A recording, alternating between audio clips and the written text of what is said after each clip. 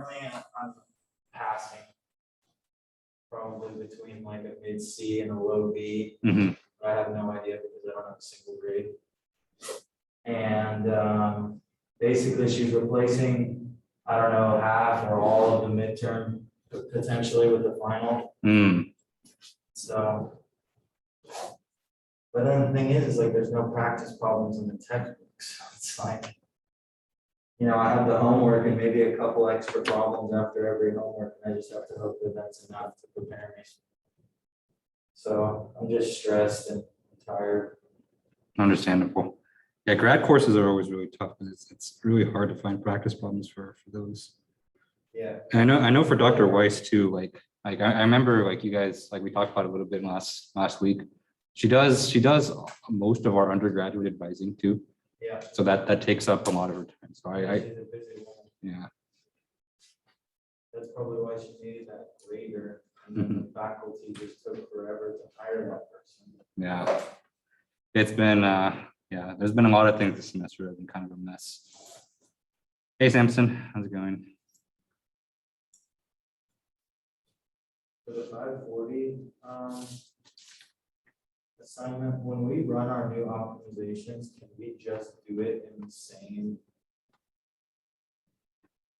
file? We don't have to create a whole new one, do we? No, you just run it in the same way. And then click run optimizations. Yep, that's what I did. The only thing is if you're doing that, just make sure you save everything you need to from the previous one, because if you didn't save it, then it's going to overwrite it. Yeah, I took my screenshots of the whole first part of the assignment. And I was gonna try, I came in early today to get like a good, well, not that early, I got here, by the time I got to the library, it was already like 2. So I was like, oh, take my screenshots and, you know, get some of this done. By the time I had like read all the instructions, took all my screenshots, I still needed to eat lunch, and I was like, I'm not gonna have enough time to run an optimization right now. So I'll probably just do that tonight after class. Okay, sounds good. We're gonna work on the controls homework, so I'm probably just gonna let it run in the background. Oh yeah, And then do controls and then come back to it once it finishes. that's what I do with optimization too. I just let it run and then do something and then come back. Yeah. Seems like the most convenient way to do it, and then, you know, get some double tasking out of it. Yeah, that's the way to do it. And then for the midterm, you said it was gonna be graded by the end of this week? End of this week. Yeah. So like, do you mean like by the end of Wednesday or by the end of Friday? I'm hoping to have it done before Wednesday class. Okay. But I was preparing the activity for 540 today, and I didn't quite finish that. So I need to finish that first. And then there's a couple other department tasks I need to take care of. So I think probably most likely is going to be Thursday, but I'm gonna try to get it done by Wednesday. Okay. Yeah. Garmin Instinct. Oh, what's that? What is the Garmin Instinct? That's good that your meniscus is healed. Oh, nice. Nice. That's awesome. Yeah, those things are really nice.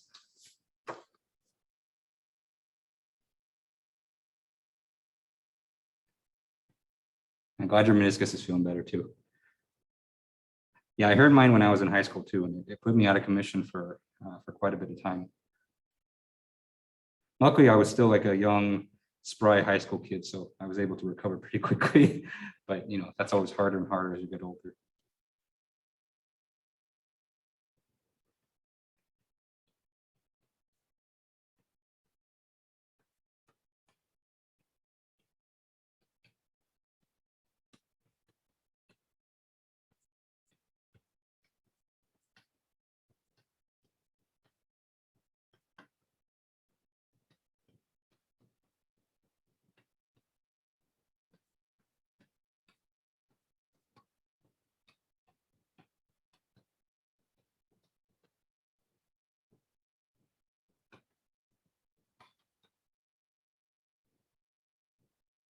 That is true. You play League of Legends, right, Professor? I play the one on phone. I haven't played the PC one in years. But I played the PC one back when I was in college, and then I realized at some point that I was more upset after playing games than I was happy, and so I stopped playing. I hear a lot. I don't play League of Legends myself. But the reason I asked is because Netflix just released some new League of Legends Yeah. show. I watched that this weekend, actually. It's really good. Yeah. Yeah, I watched the first couple episodes and I liked it. Watch a lot because I like to watch stuff while I'm on the treadmill. Otherwise, it's just too boring to put up with. So I saw that and I was like, oh, I'll give it a shot. I ended up watching all 3 episodes, and then they just released a fresh new batch of episodes, I think like two days ago or something. So I'm gonna start those today. Yeah. Honestly, I wasn't that excited for it because to me it seemed like Riot was just trying to cash in on their product, but it was actually really well done. I actually didn't watch the first 3 yet because when it came out I was like, oh, whatever. But then this past weekend I was hanging out with friends and they gave me like the really quick summary of episodes 1 through 3, and then we watched the newest 3, 4 through 6, and it was good. I was really impressed. So I'll probably go back and watch 1 through 3 sometime this week. Yeah, Netflix does do a really good job when it comes to like video game show adaptations. They just take some aspect of the lore and like adapt it into adapt it into show. And I think they did one for Dota, I want to say. Oh, interesting. I haven't heard of that one. Another one for, I don't know, it was like some Capcom game that like involved a dragon stealing a guy's heart or something like that. And then he turned into the dragon himself. Oh, and apparently a World of Warcraft movie too. Nice. But yeah, all of those series, they're always like all the video game ones. I'm always like, nah, is it worth it? And then I Google them and they're always like really highly rated. So I'm just like, oh yeah, I'll give it a try. But the Dota one was like really good. Nice. I'll have to check that one out then. I have to check out the World of Warcraft one too.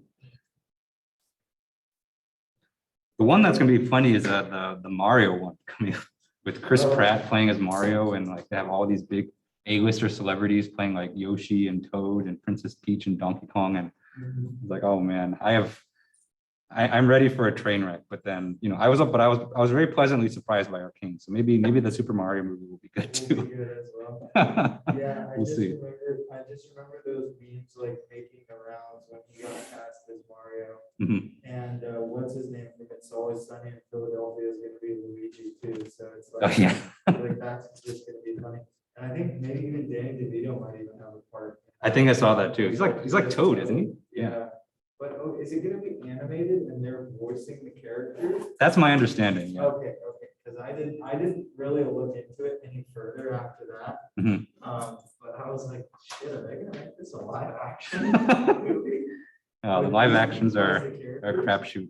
If I were to pick one video game movie to be in, what would it be? Oh, I don't know. I don't think I'm a very good actor. I'd probably be an extra. I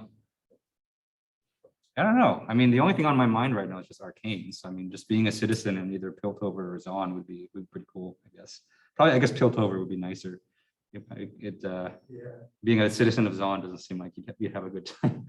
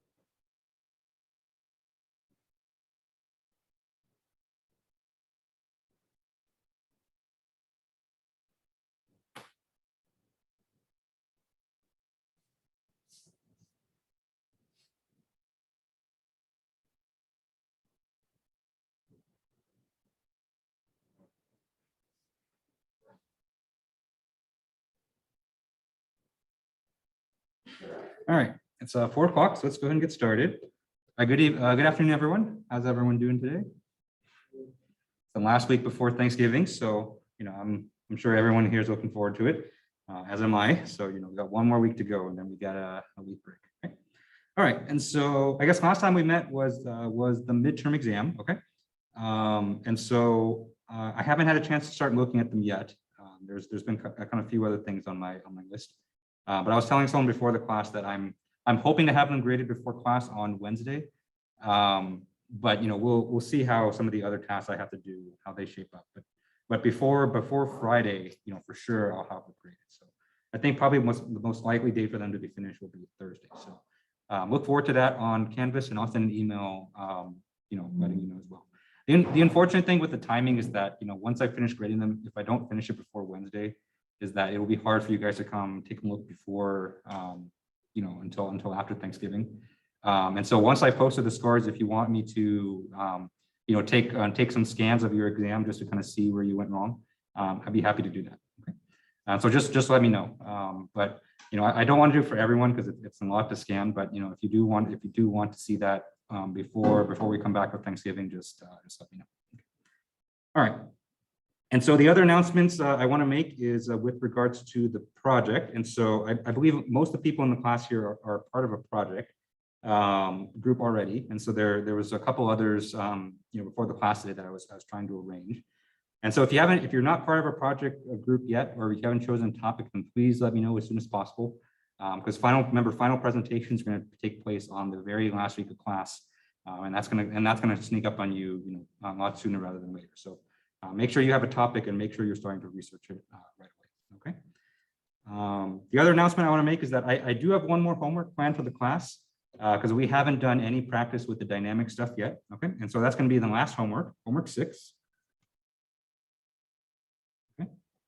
And so homework 6, I also plan to get out to you guys before the Thanksgiving break. Okay, I'll probably do that after I grade the midterms, or maybe before, depending on how I feel. Okay, but just recently I've been talking to several of you in the class, and I'm realizing that the homeworks and the final project is a big time commitment to get these done. And first of all, I want to say thank you everyone for putting in all this work. And so I know it's a lot of work. And this is the first time I'm teaching this class. And so a lot of this has kind of been a learning process for me as well. So thank you guys for being patient with me, and thank you guys for doing the work. Okay. But with that said, because the final project is so looming, I'm going to make this homework 6 optional. Okay.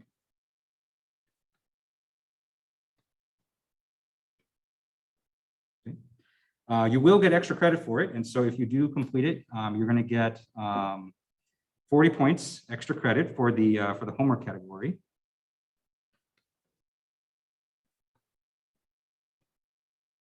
Okay. And so hopefully that frees up some of your time for the final project. But if you are a graduate student, or if you're taking this class for graduate credit, homework 6 is not optional. So you have to do it.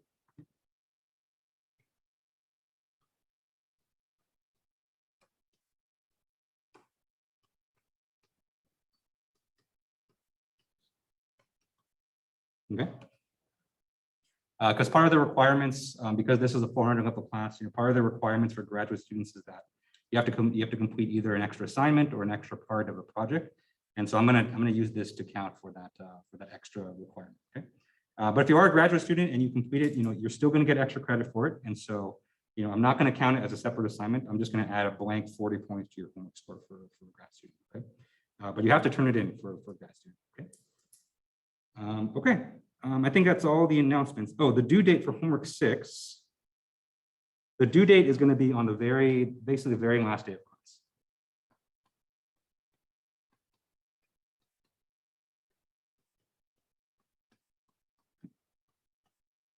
And so, if we're looking at the schedule of what we have left, we've got 4 weeks until finals week. And so we have this week, we have Thanksgiving week, and then after Thanksgiving, we have 2 more weeks after that. And so you're going to have up until the very end of that very last week of class to finish it and turn it. Okay. Okay, I think that's all the announcements. And so are there any questions I can answer before we get started? Okay, all right, so let's go ahead and get rolling. All right, and so where we left off before the midterm was we were talking about rotational dynamic analysis.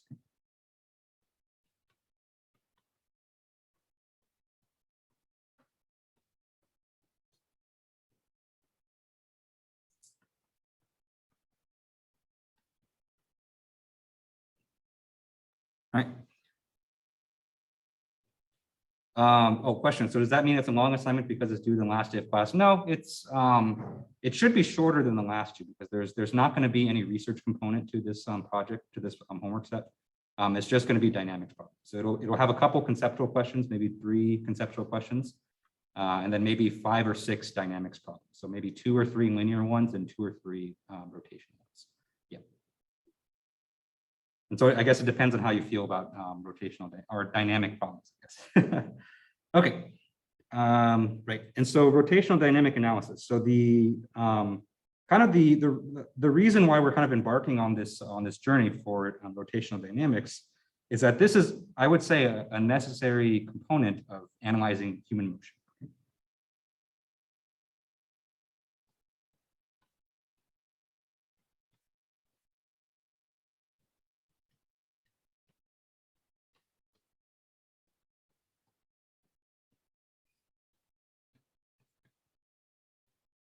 Okay. Right. And the reason for that is that, just based on how our muscles move, right? And so it's a little bit hard to see when you're considering complex motion. But if you really break it down to just a single joint and a single motion, we always have basically the motion of a limb rotating around a joint.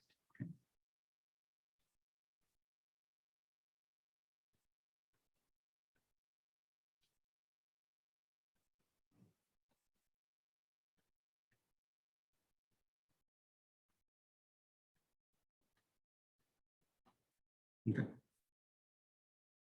All right. And so in order to properly basically describe the motion and to really, compute how things are, in a for human motion, we need to talk about rotational dynamics. And where we left off specifically was this idea of polar coordinates.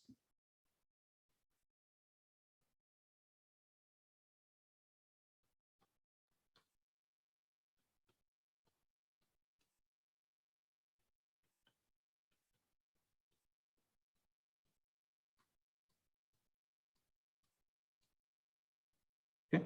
Because whenever you do anything in terms of like rotations, polar coordinates are usually the way to go. And so with polar coordinates, we have something like this. And so, let's say that we have a particle, okay? And this particle is going to be rotating around the center right here, okay? So the particle, let's say it's going to be traveling around in this direction.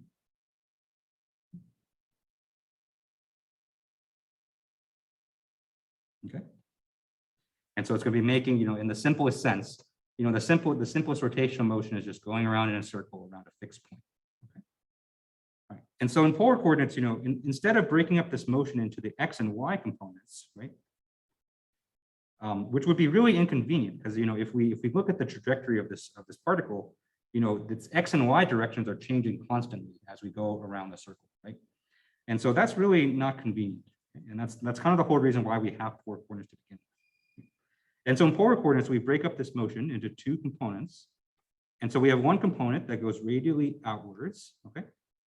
And so that always points from the center of rotation out to wherever the particle is. And so we call that the R direction or the radial direction, okay?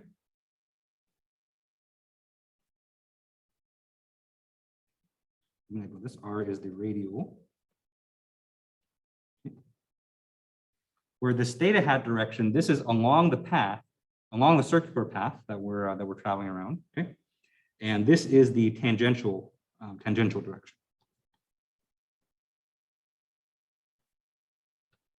Okay. And so we call it the tangential direction because it's tangent to the path that we're traveling on. Okay. All right. And so this is important because once we start to do dynamic analysis, we're going to do a sum of forces just like we always do. Okay. But instead of summing the forces in the X and Y direction, instead we're going to be summing up the forces in the radial direction and the tangential direction. Okay. And these actually have very special expressions as well, okay? Because normally, you know, in a linear sense, if we're doing this in terms of x and y, okay, then we would say the sum of the forces in the x direction is equal to the mass of the object times its acceleration in that direction, okay? And so when we do polar coordinates, you know, when we sum up the forces in the radial direction, we're once again going to have this set equal to mass times the acceleration in that direction, okay? And so in this case, it's mass times the radial acceleration, okay? But if you remember from last time, this AR, this radial acceleration, has a specialized expression, okay?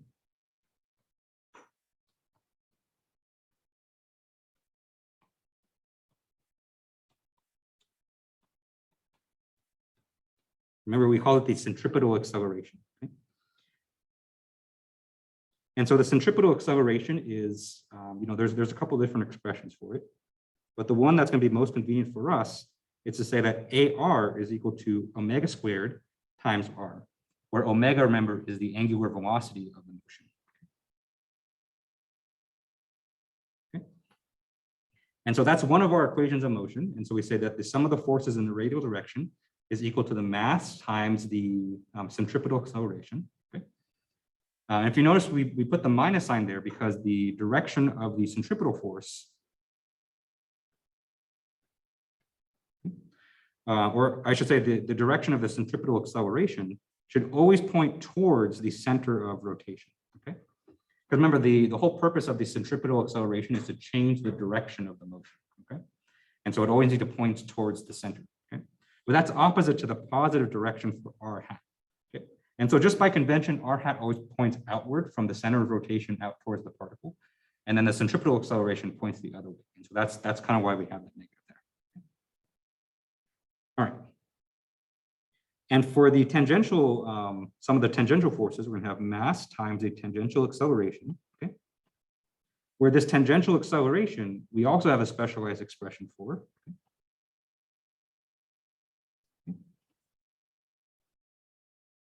Where the tangential acceleration is going to be the radius of the motion times the angular acceleration. So remember, this alpha right here is angular acceleration.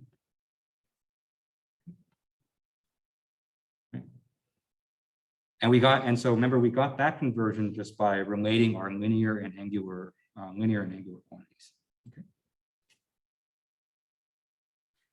All right. And so with these equations of motion in mind, you know, we're ready to start analyzing this motion. Okay.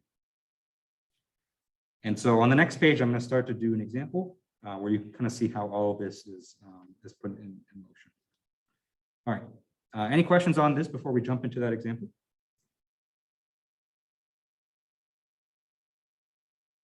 All right, question. So is angular acceleration the same as tangential? So they're different.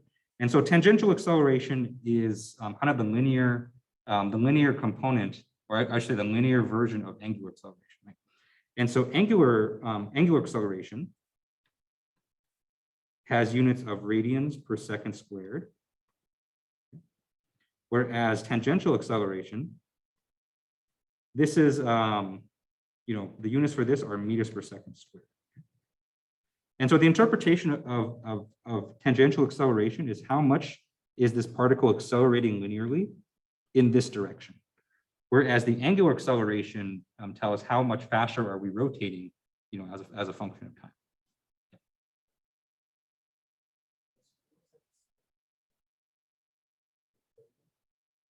Yeah, a theta.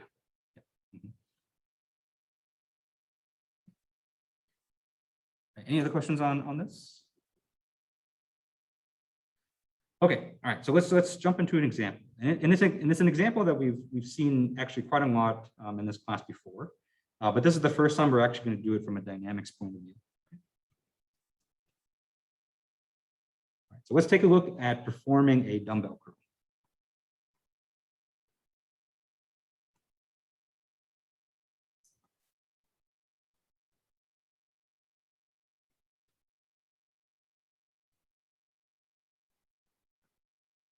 All right. And so let's say that, you know, I'm just going to imagine the arm as a stick, okay? And so let's say that the weight on the end. So I'm gonna change the notation from the notes a little bit, just because the one in the notes is a little bit confusing. And so I'm gonna call the weight of the dumbbell P. Okay.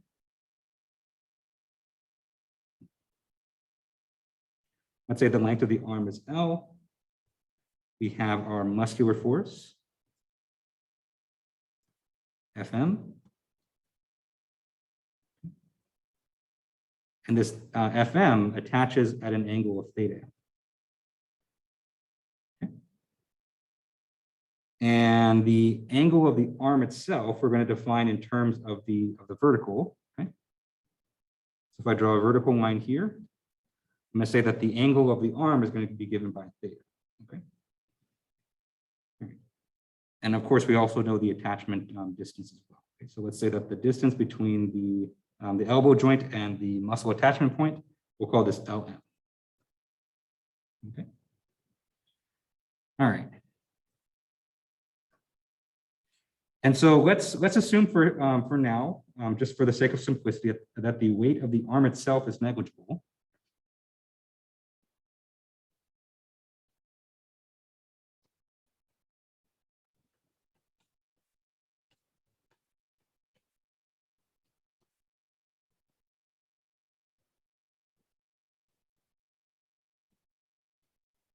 Okay. And so this is nice because we can then analyze this as a point mass.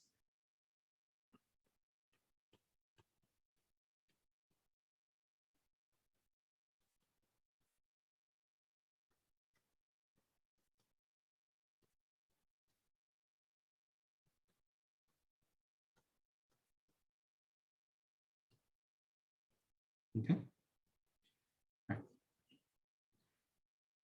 And so I'm going to do this this entire problem with symbols, okay, just so that you can kind of see the whole math that's worked out.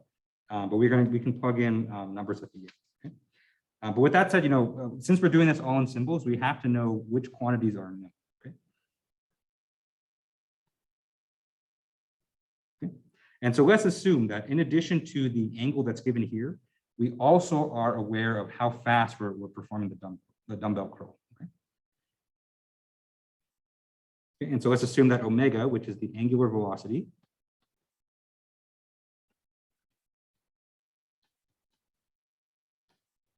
and alpha, which is the angular acceleration,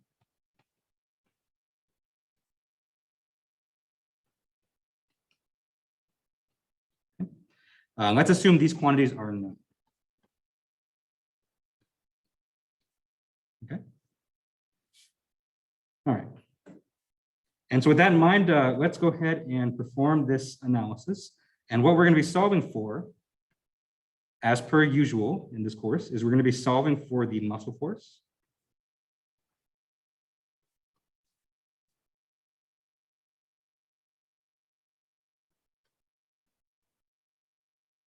And we're going to be solving for the joint reaction forces as well.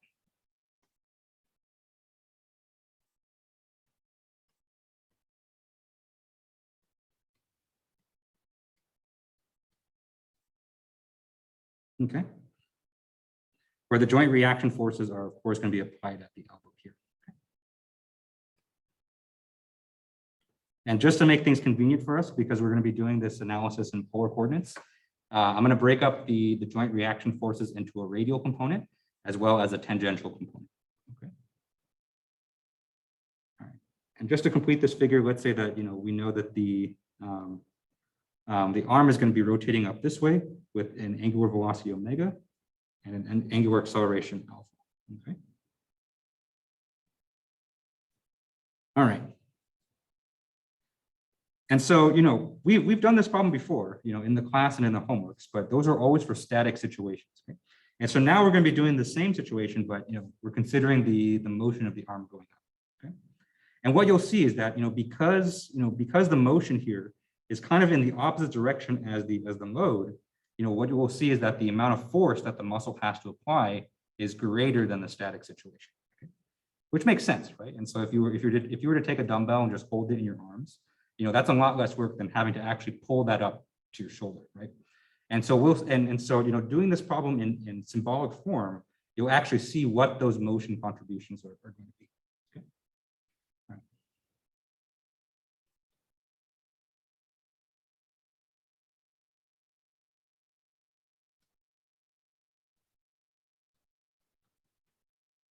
All right, and so let's go ahead and start out this problem the same way that we do our statics problems, but instead of our equilibrium equations, we have our equations of motion instead. And so that's going to be the sum of the forces, in both the radial and the tangential directions, as well as the sum of the moments around the joint. Okay? And I'm going to do this in polar coordinates just to make things easier for us to do. All right, so let's start in the radial direction. So let's sum up the forces in the r direction. Okay, where remember the r direction always points away from the center of rotation, out towards the particle. Okay, and so here, our center of rotation is going to be the elbow because that point's going to stay fixed, and our arm is going to be rotating around the elbow. And so the radial direction is going to go in that direction. Okay? And so if we sum up the forces in the radial direction, our first contribution here is going to be JR. Okay, and so it's a little bit hard to draw it in here, but imagine we have a JR in that direction and a J theta in that direction. Okay. Right, so we have JR minus, we have a component from the muscle force. And so for the muscle force, we have FM cosine theta M. Okay. Remember, this FM is defined, or this theta M, I should say, is defined based on the arm. Okay. And so if we want the component of FM in that R direction, we're going to need to take cosine of theta M. Okay, so that's why we have FM cosine theta M. Okay, and then we're also going to have the component from the weight as well. Okay?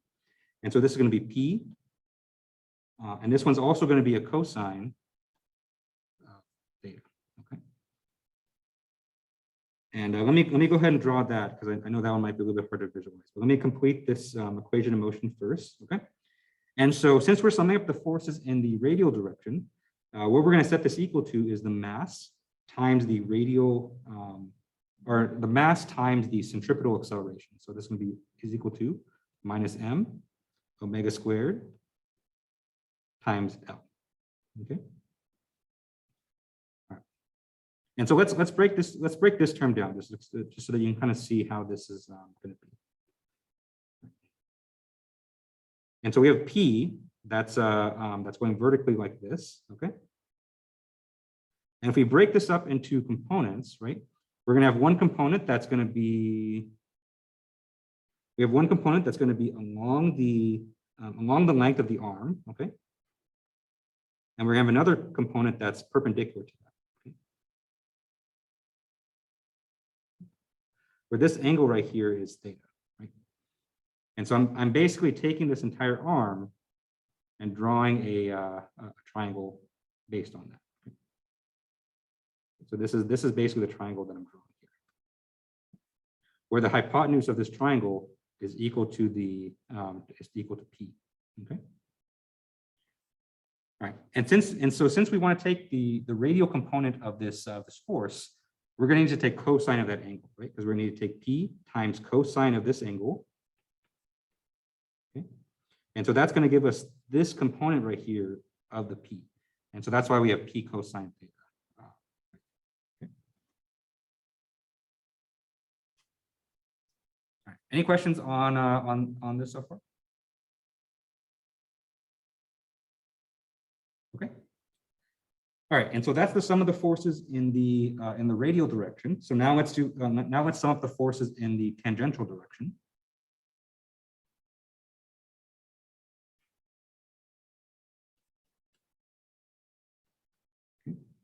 And so in the tangential direction, we're going to have J theta, which is the joint reaction force in the theta direction. Okay. To this, we're going to add Fm sine theta m.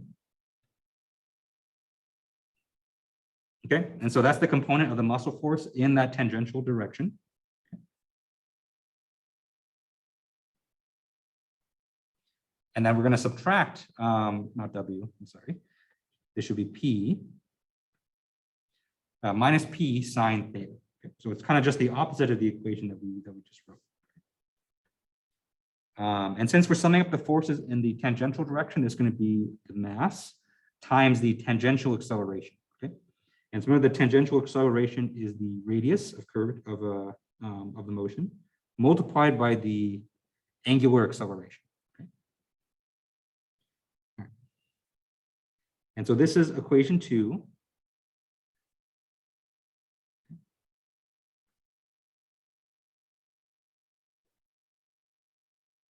We're going to need one more equation here in order to solve for everything. Okay, and so we're going to sum up the moments around J. Okay. And so if we sum up the moments around J, we have FM, LM, sine theta M. Okay. And so we're doing this kind of exactly the same way as we've done before. Okay, so we need to get the moments from each of these forces. Okay.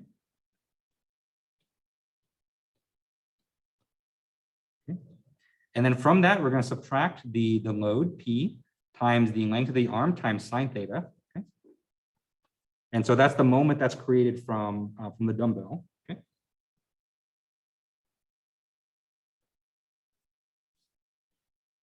So normally at this point, we set this equal to 0 for a static analysis.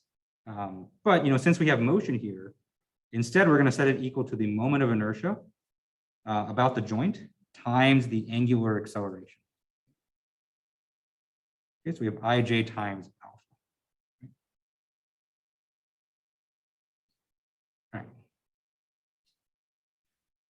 Where ij, remember the ij depends on how it's basically a measure of how hard it's going to be to to rotate around here. Okay. Since we have just a point mass, we can just compute the moment of inertia of a point mass.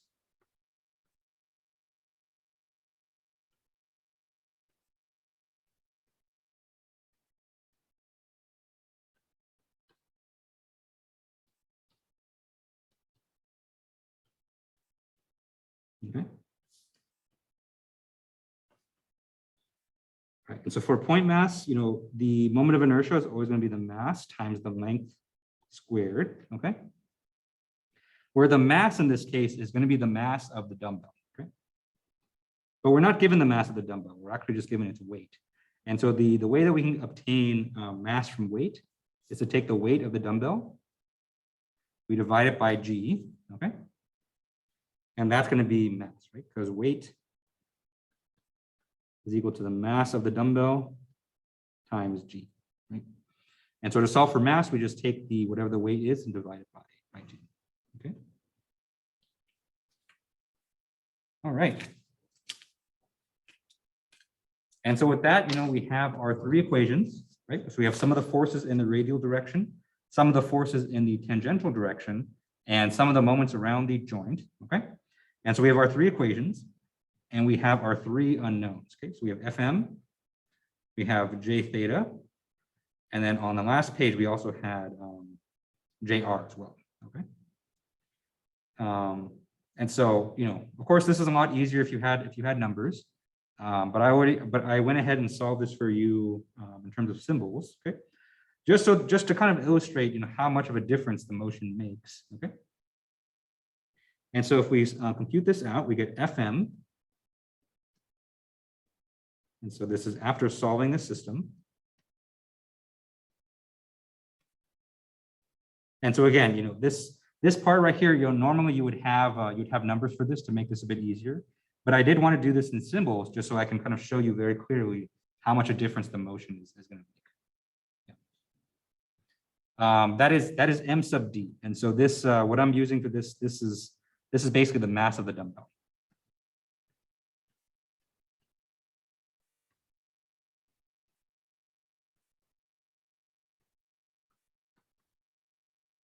Yeah. Mm-hmm. Yeah, because normally when you compute a moment of inertia, you need the mass, you don't need the weight. And so the way that I obtained the mass was I took the weight of the dumbbell and I divided it by the acceleration due to gravity. And so that gave me the mass. Okay. All right. And so if we solve for FM here, then what we get is And again, you can definitely verify this on your own, plugging in numbers, or if you want to work it through symbolically like me. Okay. But I did want to skip to the result. Okay. And so we have P over G times L squared times alpha plus omega times L. Oops. I'm sorry, this is P, not L, omega. This is why I changed it to P, because my W's and my omegas look the same on my notes. And so plus PL sine theta divided by LM sine theta M. And so this is the amount of muscle force that's required to produce this motion. Okay. All right.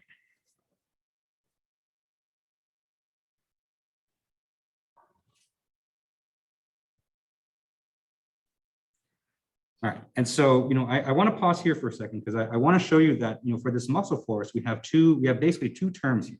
Okay, because they're over the same denominator, we can say that we have two different terms. Okay? Okay, and so we have term one right here, okay, which is P over G times L squared alpha divided by LM sine theta M. Okay. And so the key contributor to this term here is the alpha, right?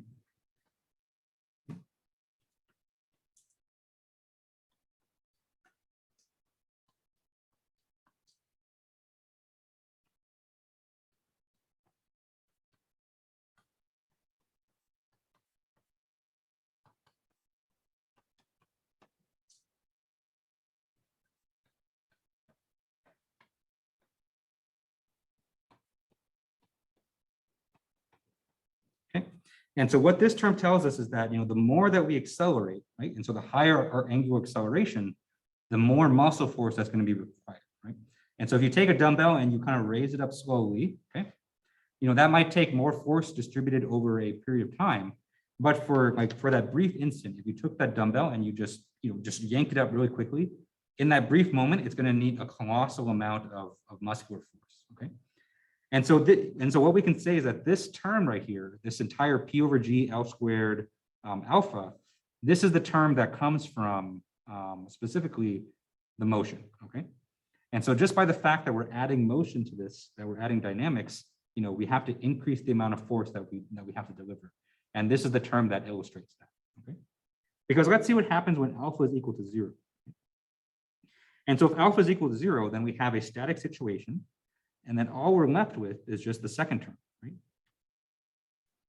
And so our second term here is the weight of the dumbbell times L sine theta divided by LM sine theta. Okay? And so this term right here is what I like to call the static contribution.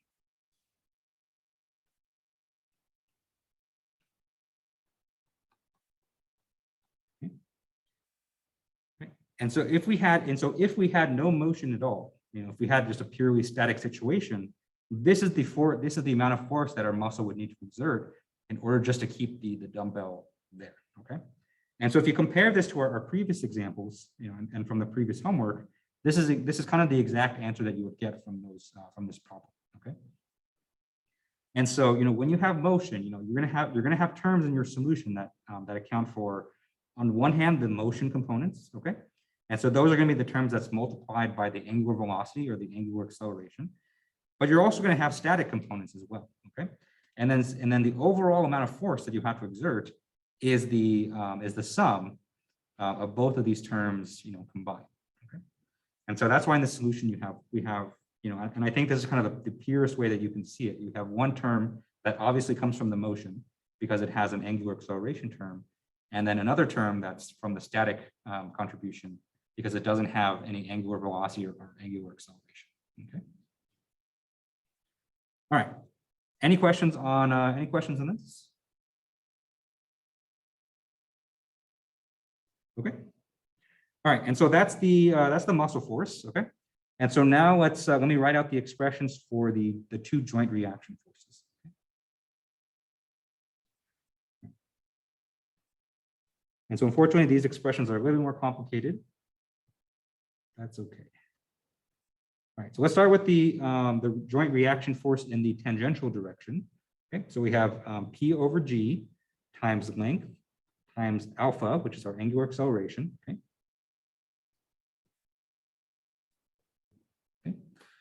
This is going to be equal, or this is going to be added to the weight of the dumbbell times sine theta minus P over G L squared alpha plus PL sine theta divided by LM.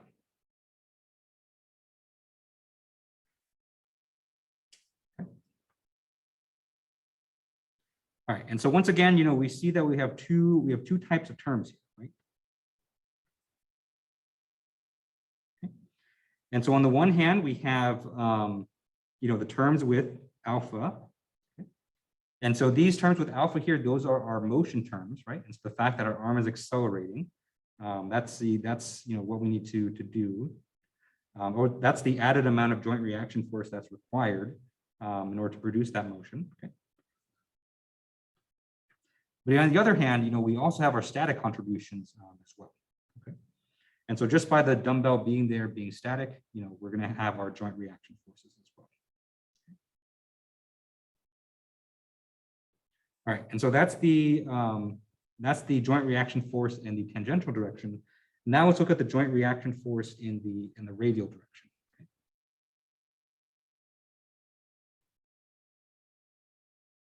All right, so first we're going to have a contribution from the centripetal acceleration. Okay. And so we have a minus P over G times omega squared times L. Okay. Okay. Then we're going to subtract P cosine theta. Right. And to this, we're going to add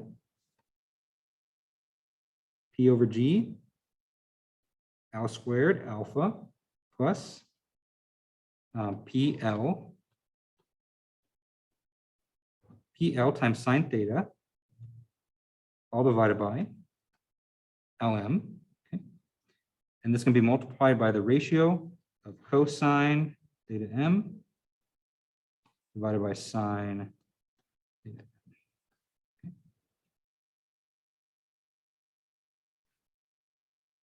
Okay. So I know these expressions look really, really long, but again, it's because I'm doing this all by symbols and not by numbers. Okay. All right, and so once again, we can break this up into terms that have to do with the motion. Okay. Right, and so our motion terms in this case are going to be those two. And so we have one term which has the angular velocity squared. Okay.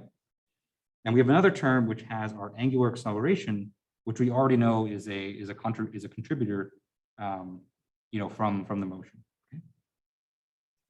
And then we can also look at the terms that that don't have any motion type components. Okay. And so for that we have P times cos theta and then PL sine theta, okay, multiplied by cosine theta M divided by sine theta M divided by L. Okay.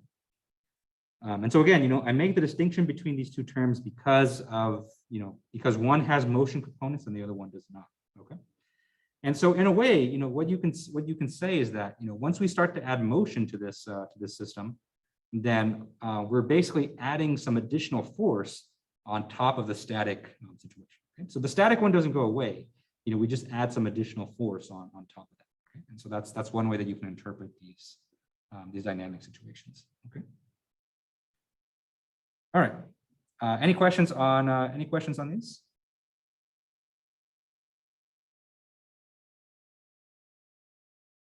Okay. All right. And so that's kind of your first taste of dynamic analysis. Okay. And in particular, this type of analysis where we know all of the motion variables. Okay.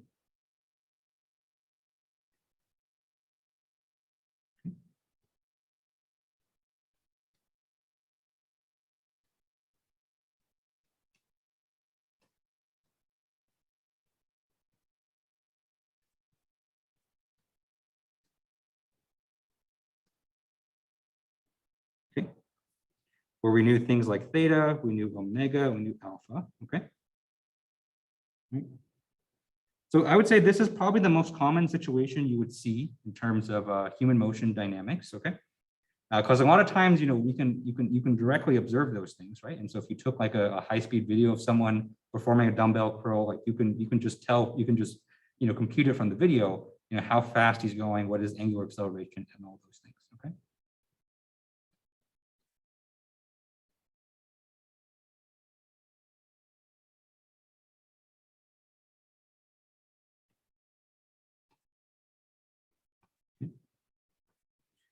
It's even more common nowadays because of motion capture technology, okay? And so if you wanted to, let's say that you want to measure the performance of, of an athlete, let's say a baseball pitcher, throwing a baseball, right? And so you can basically strap up the baseball player with the mocap suit and have him perform his motion, right? And then the computer can track all of these motion quantities for you. And so it can compute, angular accelerations, angular velocities, angles, and all that good stuff, okay?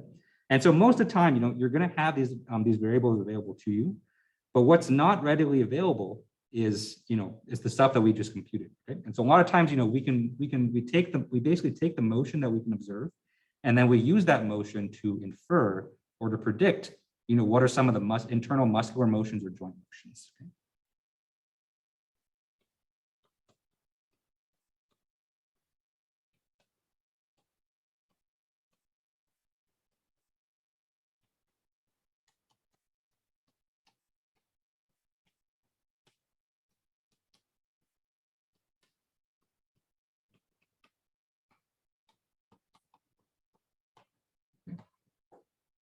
And so this type of analysis where we have all of the, I call kinematic data, and so we have all the motion variables and we use that to compute forces, this is what's called inverse dynamics analysis.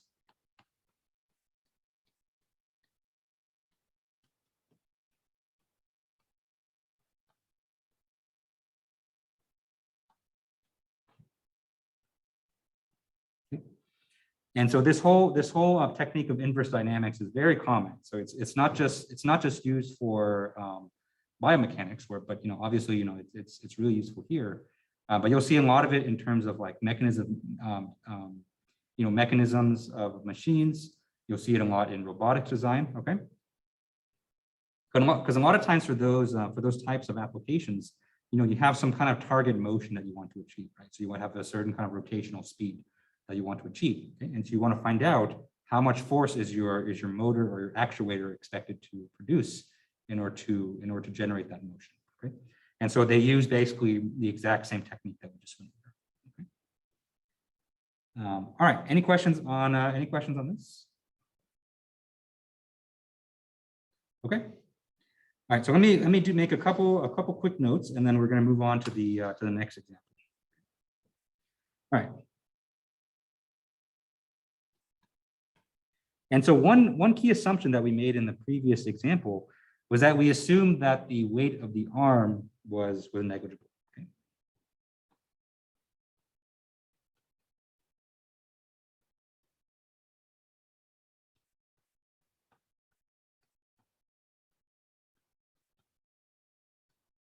Okay. And of course, that made our computations very convenient because we can consider the whole system as just a point mass at the end of the arm. Okay. But if we were to account for the weight of the arm, that's going to change things around a little bit. Okay. And it's going to change things around a lot more than our static analysis. Okay? And so if I had to draw an image, okay. Right, and so at the end of this arm right here, let's say that we have our node P. Okay? But in the middle of the arm, and let's assume that the center of mass of the arm acts in the middle, we're also going to have mg. Okay? Where let's just say for now that this is L/2. And this length right here is L, okay? And so the weight of the arm is acting basically midway down the arm. Okay? All right. And so this is going to have two main effects, okay? And so the first effect is that it's going to shift the center of the mass of the system, okay?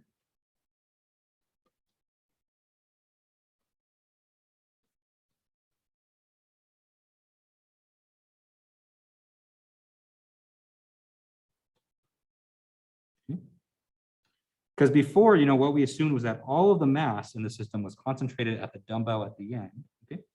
But if we include the weight of the arm, that's going to shift the center of mass, away from the end and back towards the joint.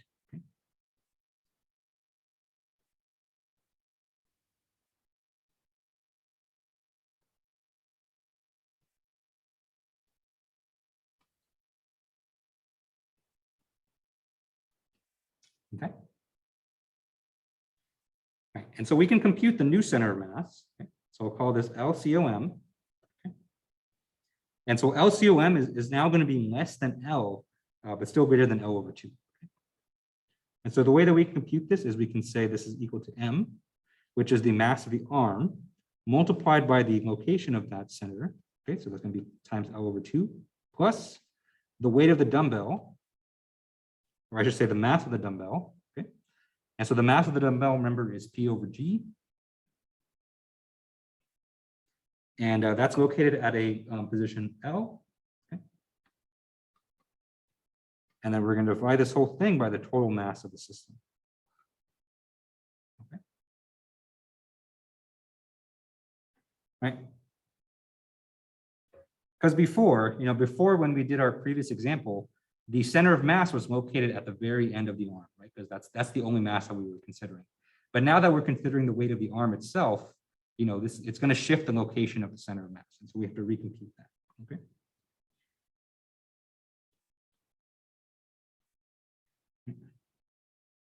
And the other adjustment that we have to make is for the moment of inertia. Okay.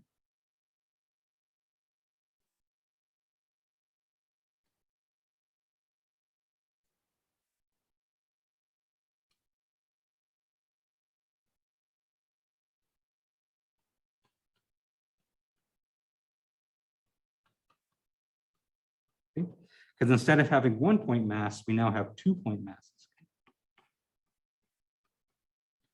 Right, and so our moment of inertia now is going to be M times L over 2 squared. Okay, and so that's the contribution to the moment of inertia from the arm's mass, and then to that we're going to add the mass of the dumbbell itself. So this is going to be P over G times L squared.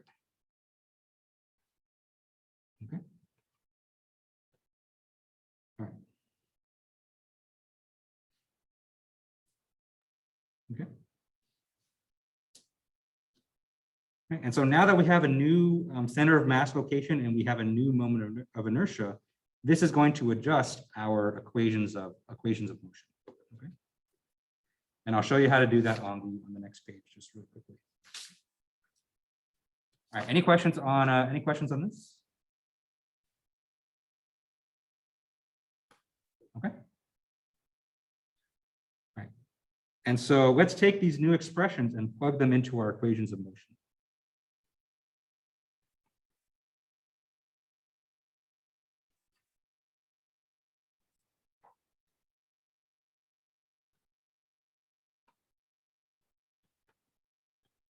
All right. I'm not going to write out the entire equations of motion, but I will tell you the main ways that they are adjusted. All right, so first we have the sum of the forces in the radial direction. Okay. And so before we said that this was just equal to the mass of the dumbbell times omega squared times the length. Okay. Now we have to take the mass of the arm into account. Okay. And so we have the mass of the arm plus P over G, which is the mass of the dumbbell, times omega squared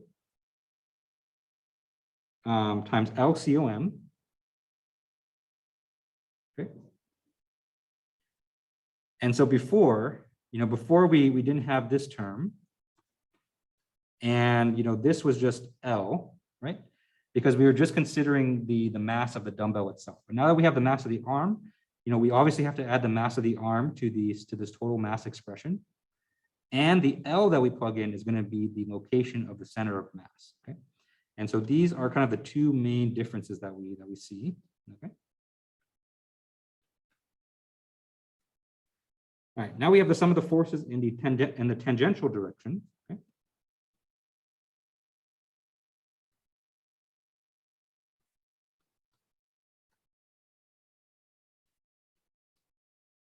Okay.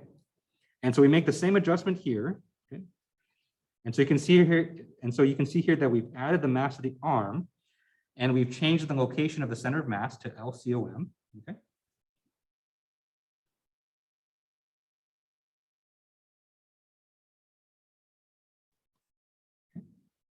And then the sum of the moments, some of the moments usually is the moment of inertia times the angular acceleration. Okay? Where this moment of inertia, we use the new expression from the previous page that accounts for the mass of the arm.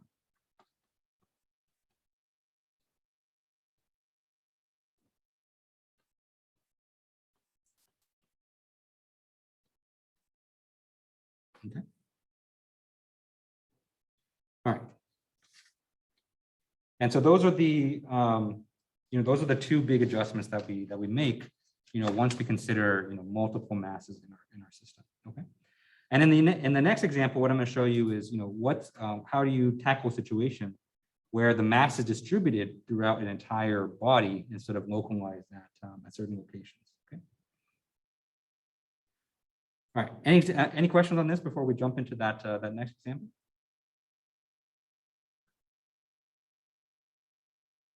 Okay. All right. So let's do another example. So no more dumbbells and dumbbell curls. All right. And so in this example, let's consider a situation of a gymnast that's holding onto a bar that's where his entire body is horizontal.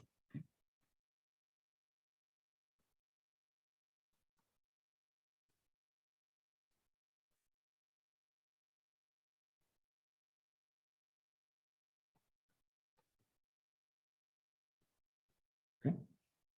So it looks something like this. And so let's say that our bar is right here. Okay. And this gymnast is hanging on just like that, where his body is kind of horizontal like that. Okay. All right. And so we're going to consider this entire situation as a uniform rod. Okay. And so we're going to say that the person is now a rod instead. Okay. And we're going to have a mass. Okay. We have a length of the rod. Okay, so this is L. And we also have the joint reaction forces here as well. Okay. I usually use orange. Okay. So we have or in this case, it'll be the reaction forces at the bar. Okay. So we have a reaction force in the radial direction. So we have JR. And we have J theta as well. Okay. All right. And so, because of this snapshot, and because gravity is a thing, right? Basically, in the moments right after this, you can consider this kind of a snapshot in time. Right after this snapshot, this person is going to start to rotate down.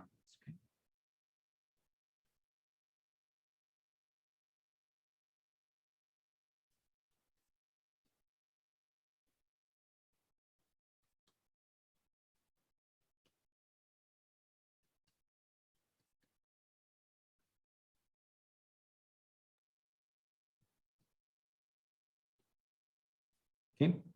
Or in other words, another way you can think about it is he's going to start rotating clockwise.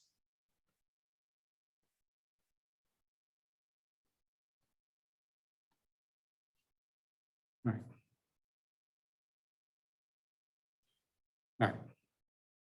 And so we can write out the equations of motion, and we can solve for, we can solve for the reaction forces at the bar.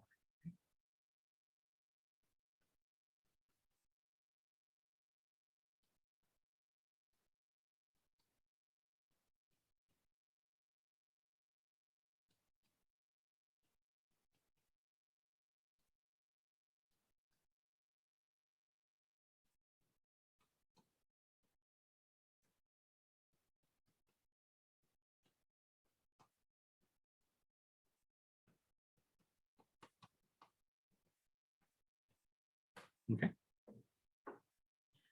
Where in this case, we only have two unknowns, okay? And since we only have two unknowns, we can actually solve for one, for one other quantity. Okay? Remember, we always have three equations of motion. Okay?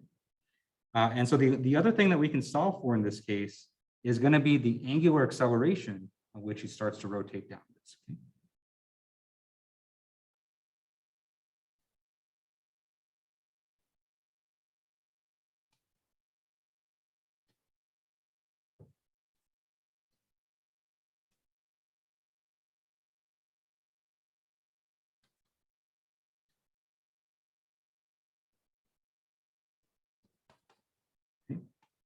And so that's going to be our third unknown. Okay. Because we're not considering any muscle forces in this case, and so we're assuming that we're just looking at the bar, and we're just going to see how quickly is it going to start rotating down. Okay. All right. Okay. And so besides that, let's assume that let's assume that the guy is perfectly horizontal.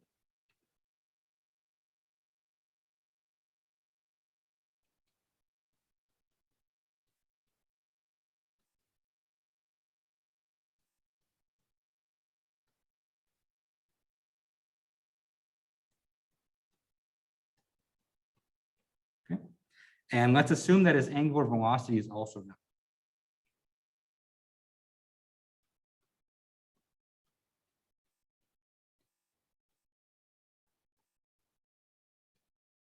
Okay. All right. And so besides solving for the angular acceleration, the other big difference in this problem compared to the last one is the fact that we have a mass that's distributed throughout a bar instead of a concentrated point mass. Okay?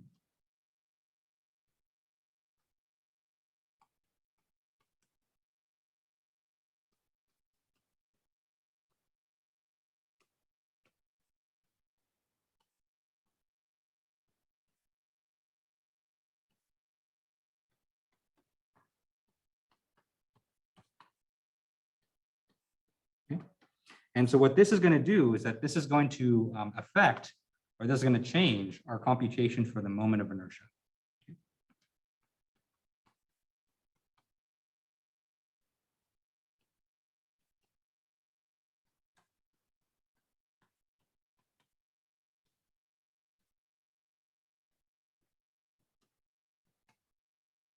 Okay. And so we'll actually see the appearance of the parallel axis theorem, make its first appearance here. Okay. All right, and so that's kind of a summary of the problem, and so a fairly simple geometry here, but quite a bit, I would say, subtle differences from our last one. Okay. Any questions on this before we start to write out the equations of motion? Okay. All right, so let's go ahead and write out the equations of motion. This time it's going to be actually a little bit simpler than our dumbbell case because we have a lot less going on. All right, so let's start with the sum of the forces in the radial direction. Okay. And so the radial direction, the only force that we have is just the reaction force at the bar, and so that's JR. Okay. And so that's our only reaction force. Okay.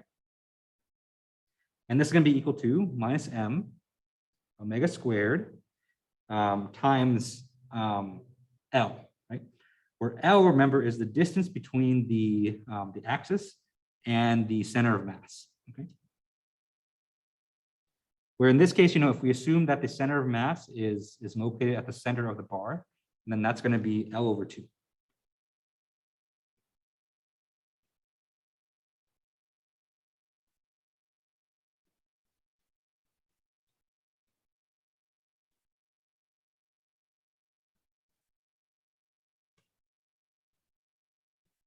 Okay. All right, so this one's fairly simple, and we can actually solve this one outright, because if we knew the angular acceleration, or I'm sorry, the angular velocity, and we knew the mass and we knew the length, then we can solve for the radial joint reaction force right away. Okay, which is rare because a lot of times we can't do this because we have a muscle force in the way. But since we have no muscle force, then we're good. All right, so next we're going to sum up the forces in the tangential direction, okay? And so in the tangential direction, we have the joint reaction, J theta. Okay. We're also going to subtract the mass times gravity, okay? And so that's the weight of the person. And since that's acting perfectly downwards, and since in this case, because the person's body is perfectly horizontal, then mass times gravity is going to act perfectly in the tangential direction. Okay?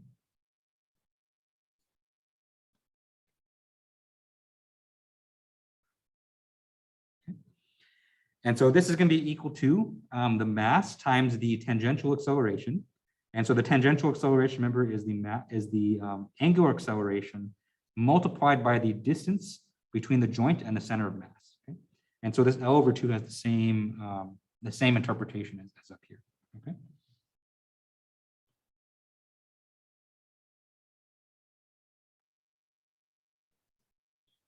Right. And then finally, we're going to sum up the moments around the joint. Okay. And so we only have one moment here. And so that one moment is coming from the weight of the person. Okay.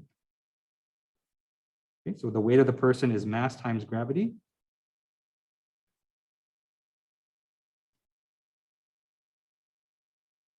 Okay. And then we're going to multiply that by the moment arm. And so the moment arm in this case is just L/2. Okay. And that's going to be equal to the moment of inertia multiplied by the angular acceleration. Okay.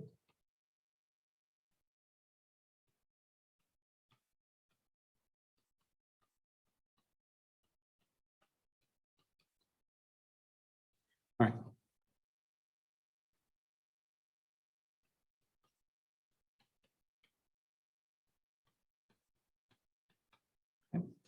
Well, remember, the moment of inertia that we have here is always going to be about the joint itself. Okay. Because that's essentially what we're rotating around. Okay? All right. And so, in order to compute this, we have to make use of the parallel axis theorem.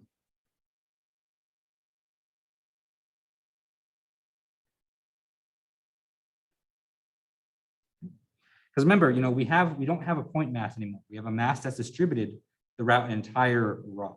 Okay.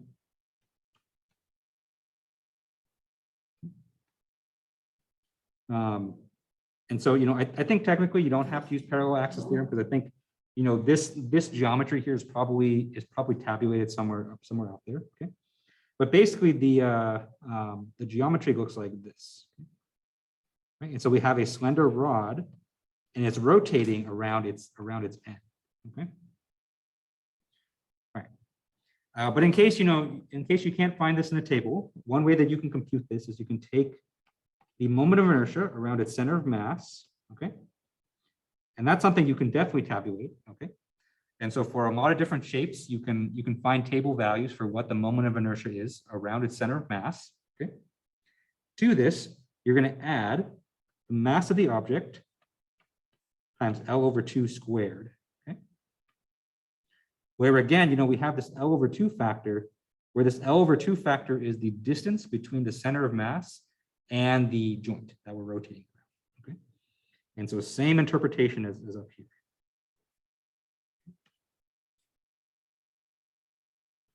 All right. And so, that second part of the expression there, we can compute that. Okay. The only thing we need here is just the I of the center of mass. Okay. Where the I of the center of mass for a rod, if you kind of remember this from your statics class, this is 1/12 mass of the person times the length squared. Okay. All right, question. So is this rod supposed to be the arm or person? No, it's fine. And so this rod actually is representing the entire person in this case. And so, we're looking at a situation where a person's kind of grabbing onto a bar. He's kind of like doing a Superman thing. And so, if you ever watch the Summer Olympics, this is the event called the parallel bars. I think it's called the parallel bars, uneven bars. I'm sorry. And so, it's an event where they kind of swing from one bar to the other. And so we're looking at an exact instance where he's grabbing onto the bar like this, and his entire body is like horizontal. Supernova position. Got it. Makes sense. Yeah. Yeah. So in this case, we're looking at the rod as representing an entire person, but you can use this technique here, to do the motion for an arm itself. Okay. And so actually we could repeat actually the example that we did earlier with the dumbbell curl, assuming that the arm is a distributed mass instead of a point mass. And then you would use this parallel axis theorem as well. Okay. All right. And so knowing that the I of the center of mass is 1/12 ml squared, and then to that, we're going to add ml squared divided by 4, which is the result of this contribution here. Okay. And what we get for the I, the moment of inertia around the joint is 1/3 ml squared. Okay. All right. And so, now that we know that, we can just plug that in for right here. I didn't derp up, okay. And we have, once again, our 3 equations and our three unknowns. Okay. All right. And so I'm not going to go through go through the motions of solving this, because these equations are fairly simple. But basically, you can solve these equations for JR, J theta, and where's alpha? Okay. Right, 3 equations, 3 unknowns, just like normal. Okay. Except that the last unknown here is alpha instead of a muscle force. So that's the only difference. Okay. All right. Any questions on this? Okay. All right. So that example there, hopefully wasn't too bad, and so it's kind of just another application of what we're doing. But the reason I did this example is to kind of lead up to a more interesting example. Okay. All right. And so now let's look at kind of a twist on that last example. Okay. Because normally, and you can do this yourself too, right? And so, well, I mean, don't hurt yourself, but if you're ever in a position where you can grab onto a bar and be horizontal, right?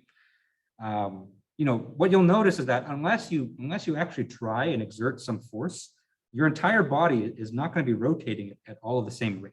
Okay.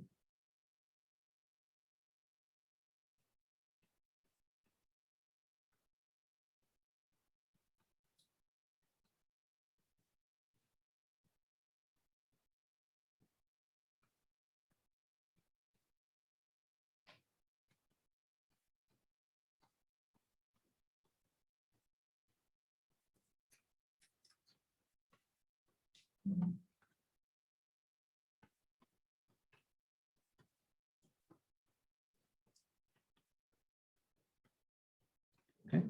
Because what we kind of assumed in that last example was that the entire body is a rigid rod, and the entire rod is kind of rotating up and down, at the same rate. But in reality, we know that's not true. And in fact, you can kind of have 2 pivots, right? And so you have one pivot at your shoulders, where your arms can rotate at a different rate than your torso, okay? And you have another pivot at your hips, okay? And so your legs can also rotate at a different rate than your torso. So if we kind of break this down, and so let's say that this right here is the bar, okay? We're gonna have one section here for the arms, okay?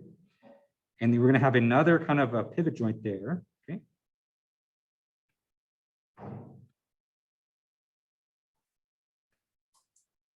Okay.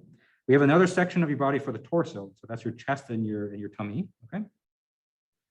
And then finally, we have another section for your legs, okay? And all of these sections can rotate with their own individual angular velocities. Okay.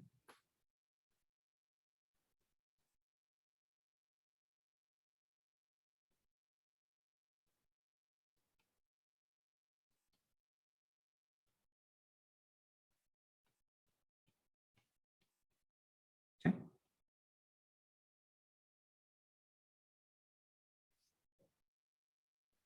We're not going to do this full analysis like this, because 3 segments, it's pretty gnarly.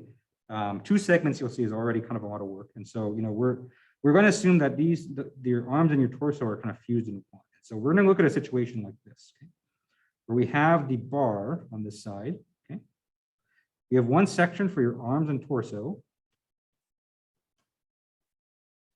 okay, and another section for your legs. Okay, but once again, this is going to have its own angular velocity, and this one is also going to have its own angular velocity. Okay. Right.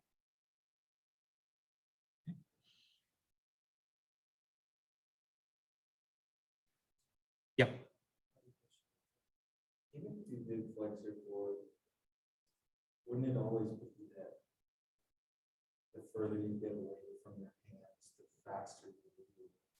Like if somebody's twisting and they kick you in the face with their feet, like it's gonna hurt a lot worse than if they hit you in the face like with their chest or something like that. Yeah. Right. So what you're thinking about is the linear velocity. And so you're right. So whenever you have kind of like an object with length, the outside parts are going to be traveling at a much higher linear velocity than the inside parts. But we can characterize kind of the spinning speed of the angular velocity, and we can have all of that actually be the same. It's just the fact that one's further away than the other one. That one's going to have a different linear speed than angular speed. Exactly. Yeah. Mhm.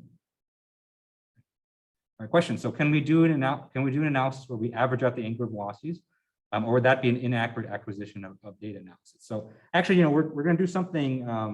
So the thing we're actually going to do with this problem is that we're actually going to assume that the two are the same. Okay.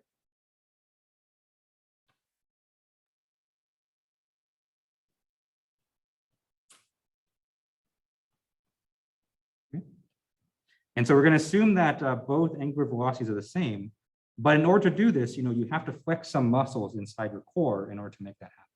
And so what we're interested in is what is the amount of action, what is the amount of muscle force that your core has to exert in order to make these two angular velocities the same.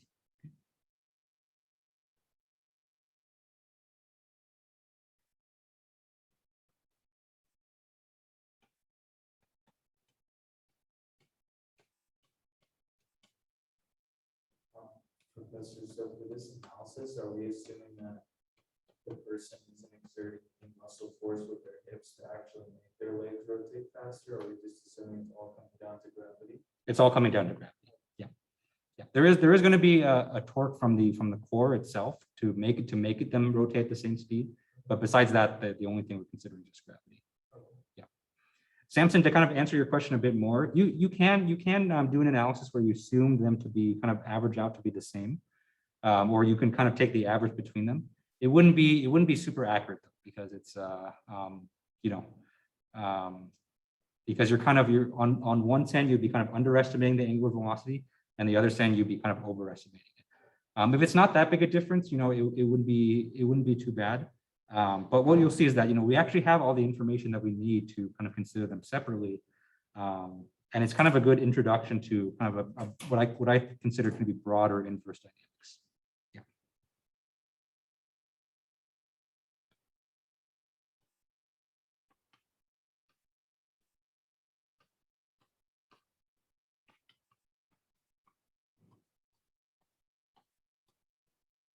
Okay.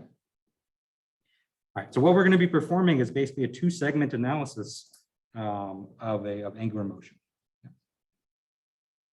Iron Man would be disappointed. That is true. That's true. But Iron Man has Jarvis to do all his work for him, so that's not really fair. We don't have Jarvis. All right. Any other questions on this before we start with the setup? Okay.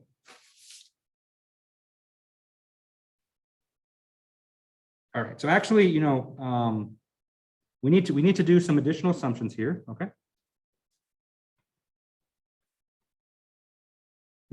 And so just to make our lives easier, so not that you need this assumption in order to make it work, but just to make our math and arithmetic a little bit easier, let's assume that we're starting from a place where the angular velocity is 0.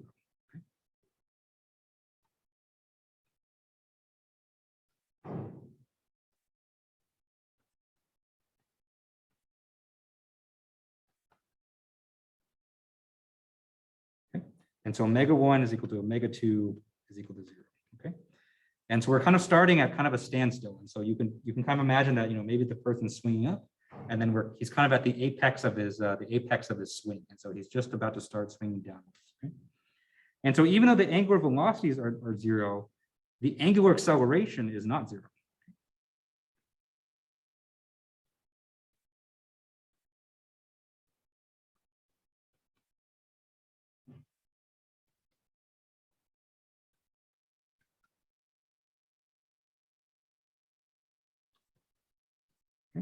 And that's because of gravity, right? Because gravity is going to start to pull this person down, they're going to start to accelerate in their angular motion. Okay. And so in order to solve for that angular acceleration, and so to basically assume that this is one entire rod, we can take the previous example that we did and solve for alpha. And that'll be the last thing that we do today because we are out of time. All right, and so if we solve for alpha from the previous example, okay, and so we take our moment in the, if we take our sum of the moments, and so our moment equation, okay, and we solve for alpha, then we get alpha is equal to minus 3/2 g divided by L. Okay. And so we're going to take this alpha, set it equal to alpha 1, or the angular acceleration of your torso, and it's also going to be equal to the angular acceleration of your legs as well. Okay.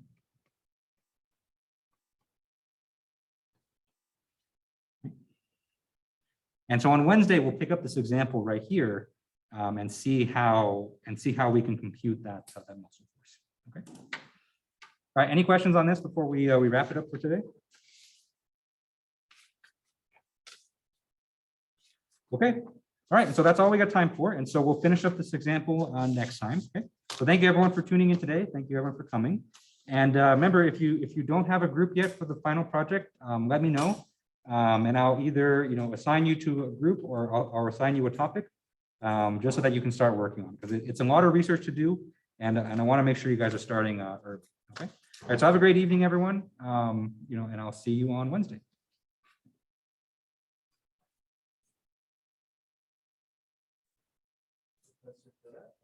Project. Mhm.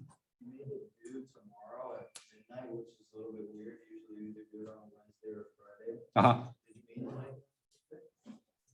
I probably didn't. So I probably meant to do that on Wednesday. So yeah, let's talk about today. I'll probably push it back to Friday, though, honestly. Yeah, it says, I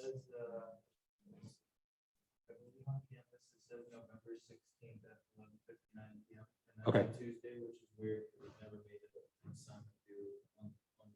Okay, yeah, that is kind of weird. Yeah, let's talk about today. So I'll probably push it back to Friday just to give you guys more time. Yeah, thanks for letting me know. And then you said we're doing another